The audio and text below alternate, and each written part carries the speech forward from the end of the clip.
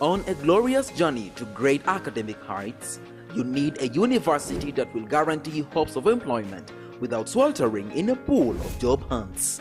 I present to you Ndejje University. We are an Anglican university endowed with 3 state-of-the-art campuses in Luero Bombo, the Graduate School in Rubaga, and the Kampala campus along Balintuma Road behind Mengo Hospital.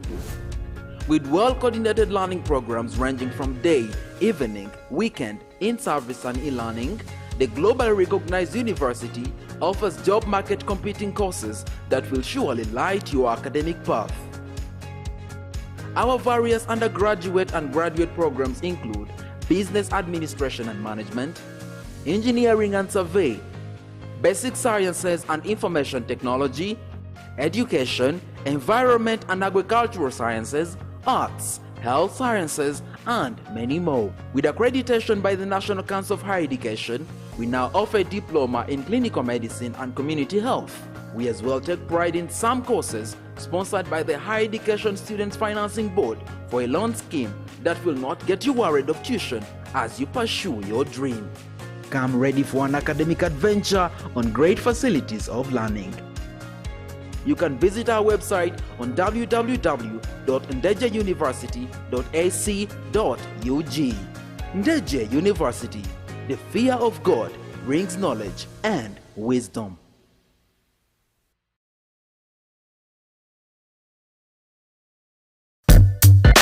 This week, I spray right after the planter because I'm not working my soil. I'm using no-till. So all this stuff which is lying here, sometimes when we plant, there is a new wheat which is already germinated. So I apply a Roundup.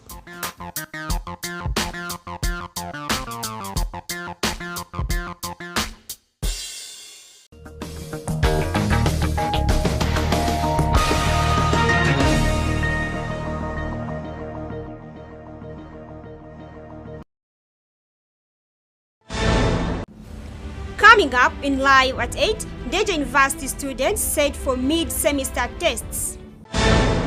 General Museveni commissioned 782 officer cadets at Kaweweta Training School. Commemorating World Wildlife Day, citizens suggest protection of wildlife. And in sports, German Ministry of Foreign Affairs grants scholarship to Ndejje Allies coach Ronald Chitosi.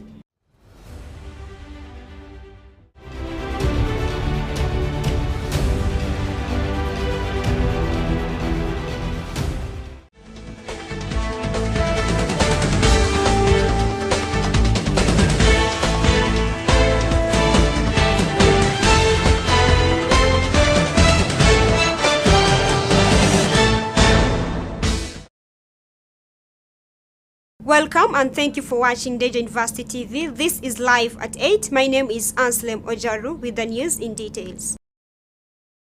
After studying for 1 month, Ndejje University students are preparing for the first set of the mid-semester exams. Students are called upon to work hard and do a lot of discussions and research during these tests. Let's take a look. 5 of them follow a similar. On Monday 6th, Ndejje University Day students will kick off their midterm tests and assessments. Most students are seen reading and discussing, while some are seen clearing the accounts department to see that they see the tests without inconveniences.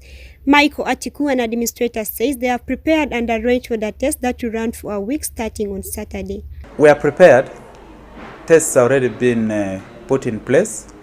Tomorrow, Saturday, we shall be in position to administer them to the students physically. Then on Sunday, there are some assignments which shall be done virtually. So we are very, very prepared as far as the coursework and the tests are concerned. To sit for the test, students are expected to have registered with the university. The requirement for you to be into those, to enter into those assessments is you must be a registered student, so that you use your own registration number to write those tests. And to be registered, you should pay at least 60% of the tuition of this semester. As the university policy that a student registers before accessing the test, some students had this to say. If they say they give us these 2 months, we shall not be paying. We be paying slowly by slowly because money doesn't come at once. It is slowly by slowly. Now these few, because we are willing to pay, and the people pay every day. At least you'll find the accountant, the accounts office when students are there. So at the end of the day, we pay, but by the time the 2 months expire, at least they will have the 60% or the 80%, and others will have completed. So the lecturers can be paid.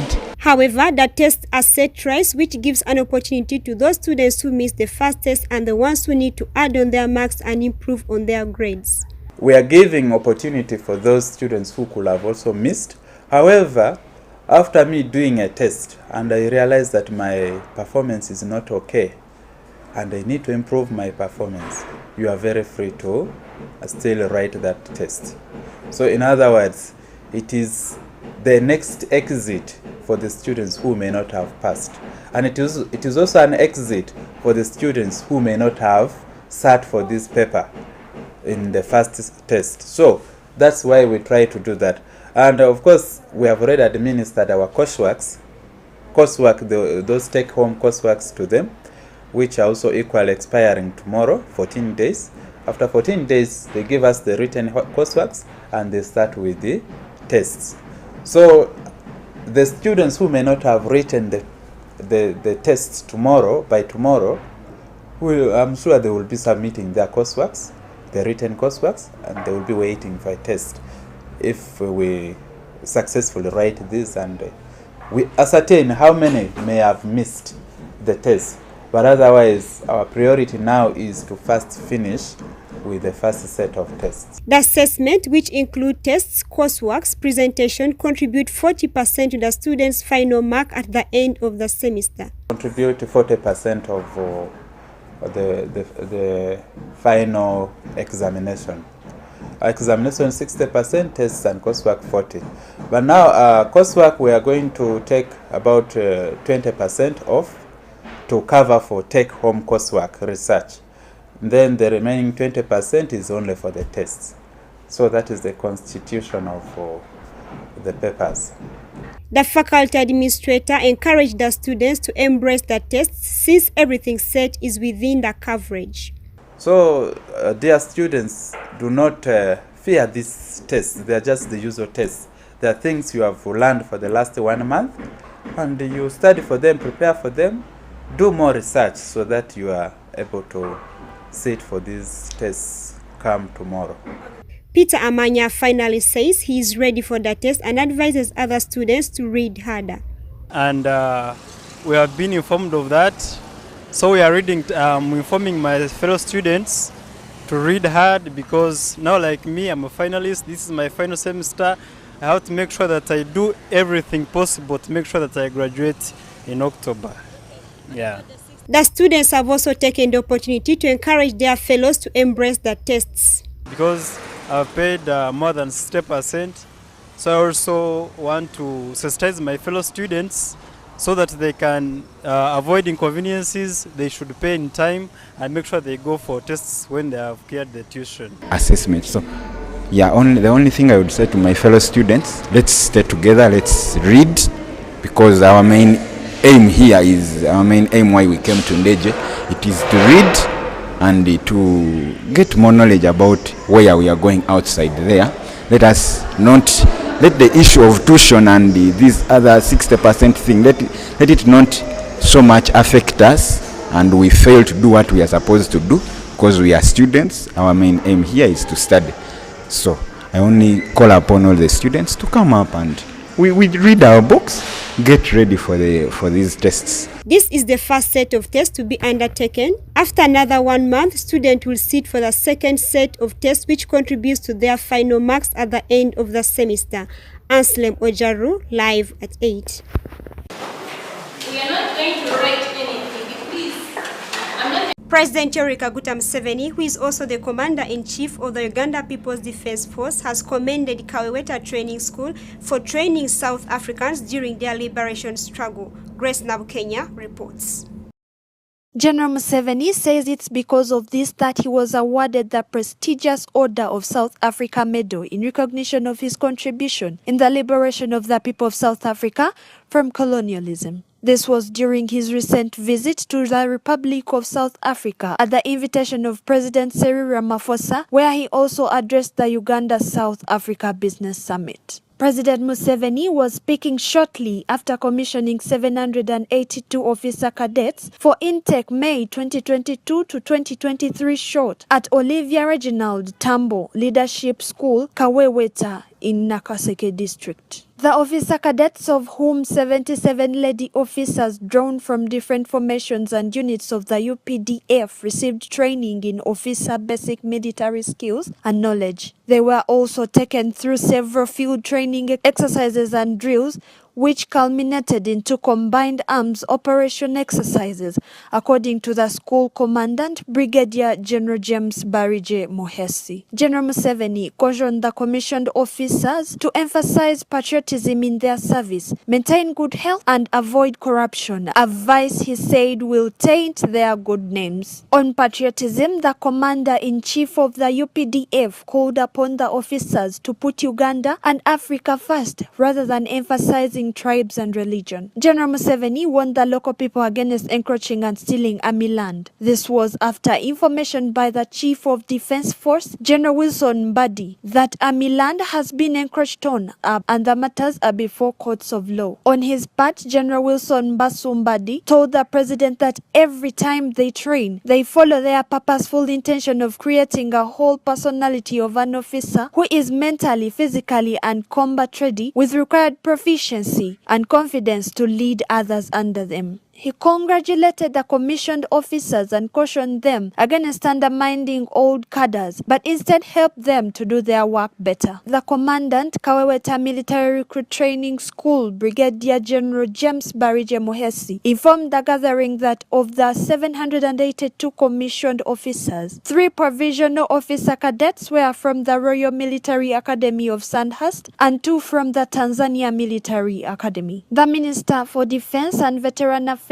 Honorable Vincent Bamlanga Chisempija, informed the president that his ministry is seriously taking his advice and directives, especially in professionalizing the army. Kaweweta Military Training School, also known as Oliver Reginald Tambo Leadership School Kaweweta, is charged with the core duty of teaching and training the Defense Force leadership and prepare them ideologically to have the necessary competence to conceptualize, analyze and understand the global dynamics of yesterday, today, and project the possibilities of tomorrow. Grace Nabukenya, live at 8. Thank you, Grace. As Uganda joins the world to mark the World Wildlife Day, which is organized every 3rd of March, Uganda Wildlife Authority aims at strengthening ties with communities living around the protected areas. Sarah Chirabo reports. As the world commemorates the Wildlife Day, the growing human populations in communities around protected areas have sharply competed with the rising number of wildlife populations, causing continued habitat loss on the site of protected areas, which poses a threat to conservation efforts. According to some people, human activities like bush burning, poaching, wetland settlement, among others, are key in destroying wild animals. Stopping poaching, whereby you find some people are against those wild animals, killing them, which may reduce on their numbers. Secondly, they can stop bush burning, whereby when they burn those forests, they end up killing those animals, which may lead to decrease in their numbers. Plant trees, like to increase on the environment, the conducive environment, because trees can bring us rainfall. They can do everything. Christine Tugumikiriza, a resident in Kampala, pointed out sensitization factor, saying the government should sensitize people about wildlife, which she said will give Ugandans knowledge on how important animals are. Enough in the sensitization, telling people the uses, the advantages of having these animals, to show people how they can live with the animals, especially the people around the zoos, the people around the national parks, sensitize them about how they can live around and with them. And others suggested that the government should be strict with the rules to restore habitats for sustainable conservation. Like the government can set strict laws that can stop poaching, and also can bring laws like for people to plant trees. When you cut, you cut and repress. And another thing, the government can also gazette these places where wild animals are found, so that they cannot be encroached and attacked by humans. In Uganda, human activities such as agriculture and the developments on land pushed away wildlife, hence forcing hundreds of animal species into migration. Sarah Chirabo, ANSLEM OJARU, live at 8.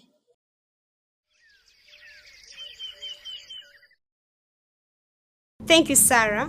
Uganda National Examination Board has released the Uganda Advanced Certificate of Education Results 2022. Now, according to Executive Director Daniel Odong, female students have performed better than their male counterparts. Let's take a look. Performance, again, at the level of the principal passes.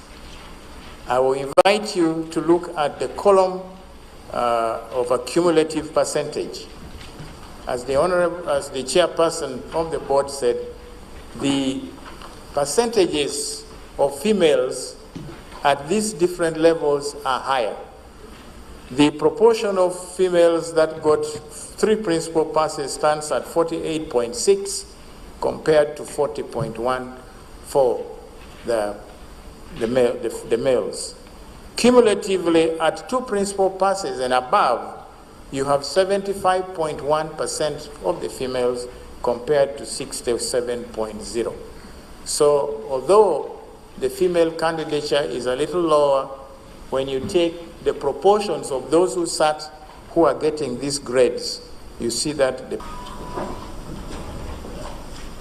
Honourable Minister, on behalf of the Board of Directors, I present to you the results of the 2022 Uganda Advanced Certificate Examination UHCE for these donations. Honourable Minister, sir.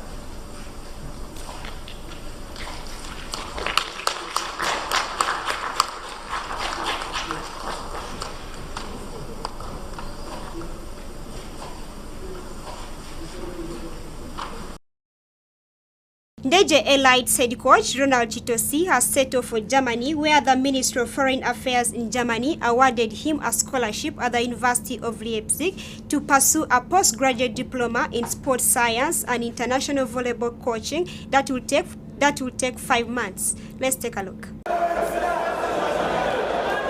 Ronald Kitosi, a volleyball coach with the Ndejje Elites, has embarked on a journey to Germany to take part in an international volleyball coaching course. The 5-month course is set to equip him with new modern techniques of coaching, which he hopes to utilize and take his team to another level and develop the game of volleyball in Uganda at large. The scholarship was awarded to Kitosi by the Foreign Affairs of Germany, and his club, the Ndejje Elites, graciously provided him with a ticket, as his name was nominated and recommended by the Uganda Volleyball Federation, a testament to his reputation and expertise in the sport. Currently, Kitosi is studying at the University of Leipzig in Germany, where he is expected to engage with other coaches and learn new skills that will undoubtedly be instrumental in improving the game in Uganda. Weekend games were my last games for the season. I'm going to be off the team for 5 months. I'm going for further study. I'm going for an international coaching course in volleyball in Germany. I'm going on Saturday. But these wins also a motivator. It was like a send-off ceremony to me for my further studies. The team is equipped, the team is, the morale is high. So even the upcoming games, I'll be also following when I'm away. But I need to go and further my studies so that I can come and benefit the team and the university and Uganda at large in the game of volleyball. The program, Postgraduate Diploma in Sports Science and International Volleyball, covers various areas such as sports psychology, coaching methods, performance analysis, and sports medicine. In addition, it offers hands-on training opportunities for students to work with top athletes and coaches in practical settings. The international coaching course at the University of Reykjavik has been taken by several coaches from Uganda before Ronald. Among these coaches are Sheila Omliwe, who is presently the head coach of the men's national team and took the course in 2015. Tony Rakoni, the women's coach, who also took the course in 2015. And Wilfred Muhumuza, a former soccer coach at Ndejje University, who took the course in 2010. Kitosi's ladies, the Elites, are currently leading the women's Serie A and are tied with Sports S at 29 points, but they have a game in hand. Yeah, first of all, I want to thank God that that win was so important to us. Sports, they beat us in the first round. So second round, we managed to beat them. It gave us advantage to be on the top. Now we are leading the table. Sports now is number 2. We are leading them by 3 points. It is going to give us an advantage to play number 4 in the playoffs. So number 4 is always somehow weak. For the men, winning against OBB, it gave us an advantage to fight to be in the top 4 for the playoffs. We have more games to go, but those points were so important for the men's team. They will be playing against the KCCA women, who are in 3rd place this weekend, with the aim of extending their lead and potentially retain the National League Championship. At present, the team is being guided by Waguma Sadat and Emma Kato. Sadat also doubles as coach for the men's team, Ndejje Sharks. Sarah Chidabo, Alan Gamol, live at 8. Ugandan boxers Jonah Chove and Yusuf Nkobeza are all smiles after the International Boxing Association delivered on promise. Now the Federation President Moses Muhangi has saluted them and emphasized value addition in the sport. Let's take a look. Yusuf Nkobeza and Jonah Chove all won bronze medals at the 2022 African Boxing Championships. Gold medalists at the games were entitled to $10,000, silver medalists $5,000, and bronze medalists across all weight categories $2,500. Handing over the prize monies, Uganda Boxing Federation President Moses Muhangi was all praise for the boxers, but also cautious of how they should use the money. He therefore emphasized the other boxers to join the club, which he said will add more value to the sport. One, we shall win the medals, hence putting Uganda on the map, giving it good PR. But also the athletes are going to win money that is going to change their lives. Now this boxer Chove, there is no job he could have done in Uganda to earn 9 million shillings. Now he has gotten it. Tomorrow he's going to have a plot of land, which he would never have achieved. He's from the ghetto of Bwaise. So this is big for him. So if we had 13 of them all winning bronze medals, 13 boxers for the elite team, 12 for the women team elite, those are 25 boxers, each one winning 9 million shillings. How much would that be? And the possibility is there. We have the talent. We have been winning for the last so many years. History has proven us right. So why are we not being supported so that these young people can have their lives changed? And that's what we are talking about. That's why we're asking government to focus on our leaders, Minister of Sports, focus on these guys. See how you can change their lives, because now... In the past, top Ugandan boxers have had nothing other than the medal to show for their time in the ring. On the same day, light flyweight Teddy Nachimoli also walked away with $270 from Moses Muhangi for winning bronze at the 2022 Commonwealth Games. The Vocal Sports Administrator also took swipe at government of Uganda over inadequate funding of boxing. If you go into the NDP3 for the government of Uganda, NDP3, we have boxing. Top 3, we have boxing, football, and athletics. As the top 3 federations that must be supported, we are already in the bigger plan for the government. But when it comes to the National Council, we are among the last ones to be supported. So the question you're asking me is what we should take the Minister of Sports, Chairman, National Council, on how they are doing what they are doing, because it's not making sense to me, and neither is it making sense to you. Because you cannot have a sport that has capacity to go, represent, win medals, and you're not funding it. We are almost now, the year is getting done. All you have received is 133 million shillings for the whole entire year. Right? It can't even take a team to any competition. The Uganda women's boxing team is set to miss the IBA Women's World Championships in New Delhi, India from 15th to 31st March 2023 due to lack of funds. Sala Chirabo, live at 8.